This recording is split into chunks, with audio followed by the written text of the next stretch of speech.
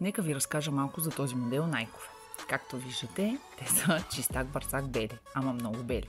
Затова връзки всичко трябва да се махне, за да няма изцапана работа. Подготвила съм си тиксото, с което облепям, за да мога да си мажа боята на спокойствие. Мажа, то трябва да се внимава, защото изцапах някъде, а няма махане.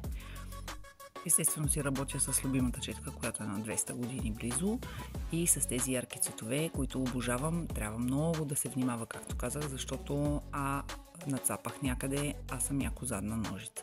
Тук си облепвам, гледате пръски, лесна работа, нанасям си боята така хубаво, но всъщност не е толкова лесен модела. Има доста контури, които трябва да се направят. Чертичка тук, чертичка там, работя с клечка за уши също, бяло, пък в черно, и за да направя всъщност снимковия материал, който показвам в момента, моделът ми отне няма 5-6 часа, който изработих в рамките на 2 дена. Още 2 дена бяха необходими той да съхне, но крайният резултат му удовлетворява. Кажете вие дали ви харесва.